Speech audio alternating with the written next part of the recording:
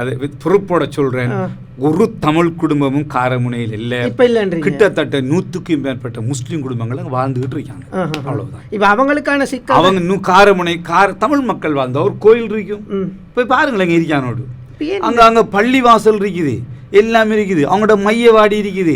அந்த 52ஆம் ஆண்டுல இருந்து வாழ்றாங்க. 64ஆம் ஆண்டு அங்க ஒரு அங்க பொம்பளைகள் பிறந்ததுக்கு பர்த் சர்டிபிகேட் இருக்குது. காரமுனை, காசராமா, பாத்துமா, முந்துமாண்டு பர்த் சர்டிபிகேட் இருக்கு. அந்த பர்த் சர்டிபிகேட்டே ஃபாதர் காரமுனை எழுதுறாங்க. அப்படின்னா அவர் எத்தனை வருஷம் தெரிவிப்பாருங்க. நான் நேற்று எனக்கு அனுப்பியிருந்தாங்க பர்த் சர்டிஃபிகேட். 52ஆம் ஆண்டு ஆதம்பாவாங்கிற ஓட்டமாவடியால் அங்கே வாழ்கிறாரு, மாடு பிள்ளை குட்டிகளோட. ஆகவே இது தவறான செய்தி.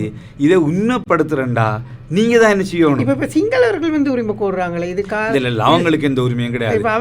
அவங்க நாங்க தமிழ் சகோதரர்களும் முஸ்லீம் சகோதரரும் அடிபட்டு கொள்ற நேரம் இப்ப நடுவுல வர ஒரு சமூகம், இப்ப உங்களுக்கு தெரிஞ்ச எல்லா இடத்துலையும் வந்து விகாரைகள் அமைக்கிறாங்க, தமிழ் பேசுகின்ற சமூகம் வாழ்ற குடியேற்றங்களை மாற்றி அமைக்கிற இப்படி எல்லாம் நடக்குது, நாங்க பார்த்துட்டு தான் இருக்கிறோம். இப்ப இப்படி அடிபடுற நேரம் எம்பி அவர்களே, இப்போ இது அவங்களுக்கு ஒரு இலாபமா போவாதா?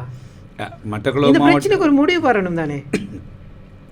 மட்டக்களப்பில் இல்லை, புறத்தில் அங்கால மஹோயா அந்த பக்கத்தில் மங்களகமன்ற முஸ்லீம் தமிழ் சிங்கள மக்கள் வாழ்கிறாங்க. இங்கே இருக்கிற ஒரு இந்த மெயினில் பிரதான விதியில் இருக்கிற இடம் புனான மட்டும்தான், காரமுனையில் இல்லை. அதில் எந்த விதமான உண்மையும் இல்லை. அப்போ அந்த சிக்கல் இல்லை அப்படின்னு அந்த சிக்கல் ஒன்றுமே இல்லை. நீங்கள் தயவு செய்து இதுக்கு தெளிவு நீங்கள் உடனடியாக நீங்கள் விசிட் பண்ணுங்க, போய் விசிட் பண்ணி அதை பார்த்து நீங்கள் மக்களுக்கு அறிவிங்க சம்மந்தமாக.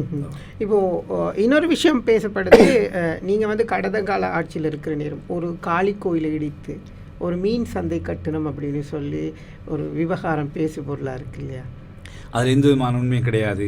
இப்போ நான் ஒரு காளி கோயிலை உடைச்சிருந்தா அது 2 விலங்குத்தான் அந்த கோயில்.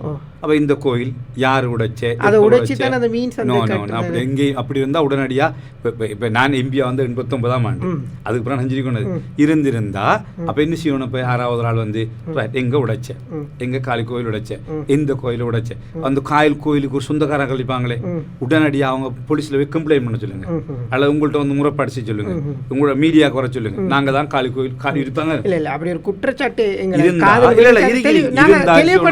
நான் தெளிவா சொல்றேன்.